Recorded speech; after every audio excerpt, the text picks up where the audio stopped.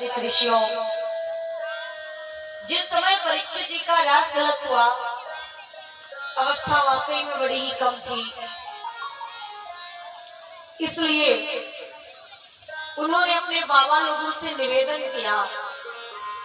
उन्होंने कहा कि इतने बड़े राज्य की इतनी बड़ी जिम्मेदारी इतनी कम अवस्था में आप हमें सौंप रहे हैं, हम इसका पालन कैसे करेंगे?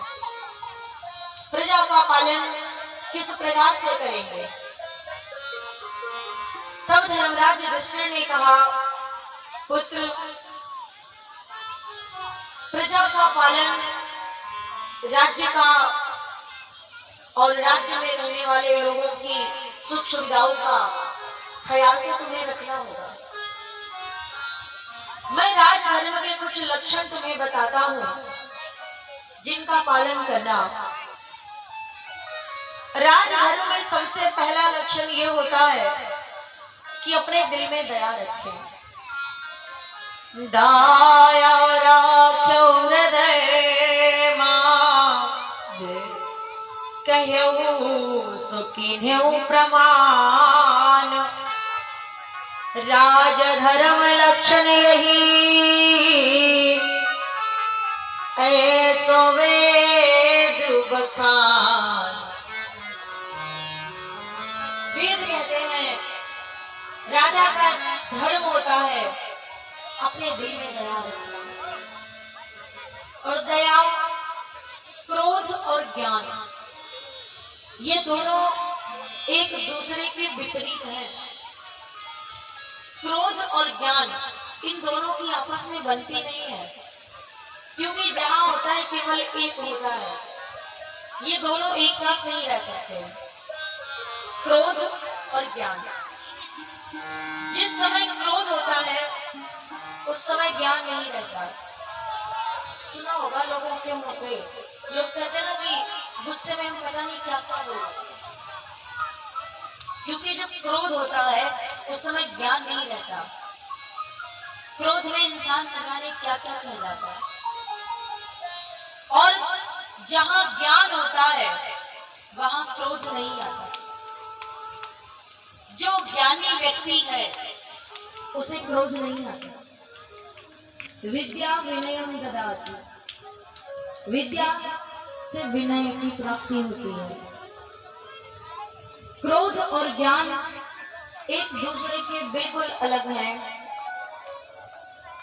जब क्रोध आता है तो वहां ज्ञान नहीं रहता, और जहां ज्ञान होता है वहां क्रोध आता ही नहीं है। बड़े बड़े संत, महापुरुष, महान लोग शांत क्यों रहते हैं? क्योंकि उनमें ज्ञान है, इसलिए वो शांत रहते हैं। और मौन एक बहुत बड़ी चीज है, शांति एक बहुत बड़ी चीज है। या तो उस समय अपने मौन को तोड़िए जब सामने वाला आपकी बात समझ रहा हो, और जहां आपको पता हो कि इसको मैं कुछ भी समझाऊं पर समझ में नहीं आएगा, तो बेहतर होगा कि आप मौन रहिए। जहां पर आपको लगता है कि सामने वाला हमारी बात नहीं समझेगा, तो फिर एक्सप्लेन मत कीजिए, समझाइए मत उसको, क्या फायदा है, मत कीजिए सफाई। क्रोध और ज्ञान दोनों एक साथ नहीं रह सकते। जहां क्रोध है वहां ज्ञान नहीं है, और जहां ज्ञान है वहां क्रोध नहीं है। विनय और नम्रता जिसमें, उसे विद्वान कहते हैं। विद्वान वही है जिसमें विनय हो, नम्रता का भाव हो, जिसकी वाणी में मिठास, स्वभाव में झुकाव और व्यवहार में नम्रता है। समझ लीजिए व्यक्ति विद्वान हो, ये उसकी पहचान होती है। विनय और नम्रता जिसमें, उसे विद्वान कहते हैं। अचानक घर पे आ जाए उसे मेहमान कहते हैं। जहाजों को डुबो दे जो उसे तूफान कहते हैं। जहाजों को डुबो दे जो उसे तूफान कहते हैं।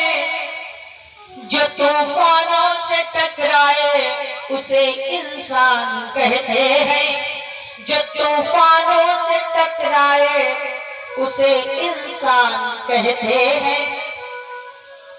संघर्ष करना मानव जीवन की पहचान है।